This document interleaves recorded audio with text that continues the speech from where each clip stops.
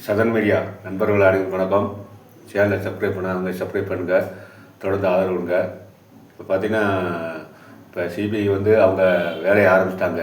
அதாவது எப்படின்னா, அதாவது ஒரு நவீன கருவியை கொண்டு வந்து அது என்னென்னலாம் சொல்லி ஆராய்ச்சி பண்ணுறாங்க. இது கேட்குறதுக்கே ஒரு புதுமையாக இருக்குது. இப்போ என்ன ஒரு டாபிக் அடிக்கொடுதுன்னா, இப்போ பனையூர்லேயும் பார்த்தீங்கன்னா சிபிஐ அதிகாரிகள் வந்து ஒரு ஒரு சோதனை பண்ணியிருக்காங்க. அது வந்து வழக்கமான சோதனை அப்படின்னு சொன்னால் கூட, அதாவது விஜய் வந்து அமித்ஷாவுக்கு வந்து ஒத்து போகல, அதனால் ரைடு வந்திருக்கு அப்படின்னு சொல்கிறாங்க. இது எந்த அளவுக்கு உண்மைன்னு தெரியல.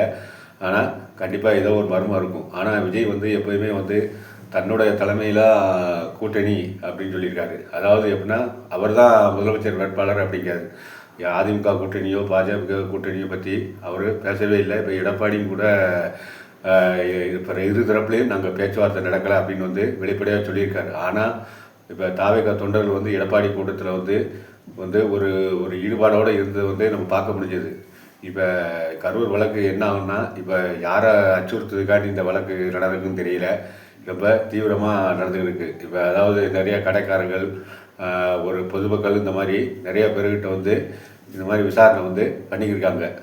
இதில் விஜய்க்கு வந்து எந்த அளவுக்கு பாதிப்பு இருக்குதுன்னு நம்ம போக போக தான் தெரியும்.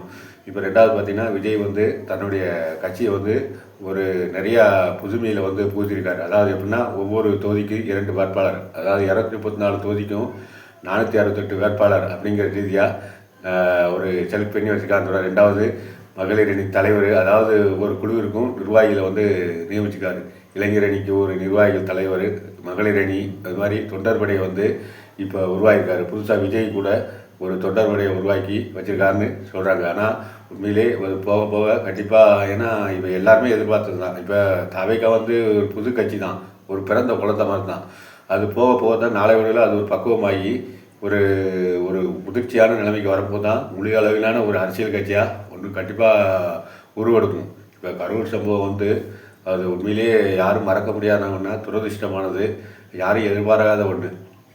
இப்போ அதே போல தான் பார்த்தீங்கன்னா, இப்போ இப்போ ஆந்திராவில் பார்த்தீங்கன்னா கரிகை குளத்தில் வந்து பார்த்தீங்கன்னா இப்போ கூட்ட நெரிசலில் கிட்டத்தட்ட 10-15 பேர் இறந்துருக்காங்க. அதுவும் ஒரு ஒரு தற்செயலாக நடந்த சம்பவம் தான். இதுக்கு வந்து யாரும் பொறுப்பு, யாரையும் வந்து குற்றம் சொல்லி பிரயோஜனம் இல்லை. அப்படி இருக்கிற சூழ்நிலையில் விஜய்க்கும் வந்து பார்த்திங்கன்னா இது எந்த அளவுக்கு ஒரு பிரச்சனையை உண்டாகும்னு சொல்லி போகப்பான்னு தெரியும். அவர் ரெண்டாவது அவங்க கூட்டணி விஷயத்தில் விஜய் வந்து எந்த அளவுக்கு ஒத்துழைப்பு கொடுக்காரு அப்படிங்கிறத பொறுத்து தான் பாஜக வந்து கண்டிப்பாக இந்த சிபிஐ வந்து கையாளும்.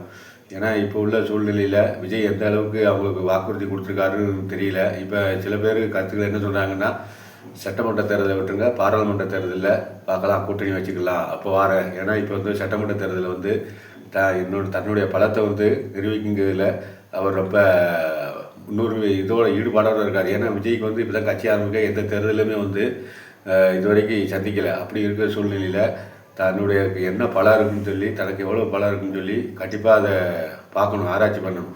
அவருடைய பலத்தை நிரூபிக்கணும்னா கண்டிப்பாக தடுத்து நின்று தான் ஆகணும். ரெண்டாவது வாக்குறுதி கொடுத்துருக்காரு, தன்னோட கூட்டணி சேர்றவங்களுக்கு வந்து அதாவது அமைச்சரவையில் வந்து இடம் கொடுப்பாரோம் அப்படிங்கும்போது மற்ற கட்சிகள் வந்து அவரோட கூட்டணி சேர்றதுக்கு வாய்ப்பு இருக்குது. இப்படி என்னதான் இருந்தாலும் கண்டிப்பாக அதிமுக தலைமையோ பாஜக தலைமையோ கண்டிப்பாக ஏற்க மாட்டார். அவர் தலைமையில் ஒரு கூட்டணி தான் இருப்பார். இப்போ விஜய் தனியாக ஒரு இப்போ தனி கூட்டணி அமைச்சா கூட பாஜக வந்து அதில் சேர்றதுக்கு வாய்ப்பு இருக்குது.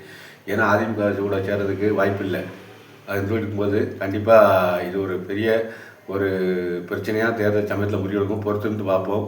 இந்த தேர்தல் 4, 5, 6 மாதம் இருக்குது. அது என்ன முடிவு இருக்குன்னு பொறுத்திருந்து பார்ப்போம்.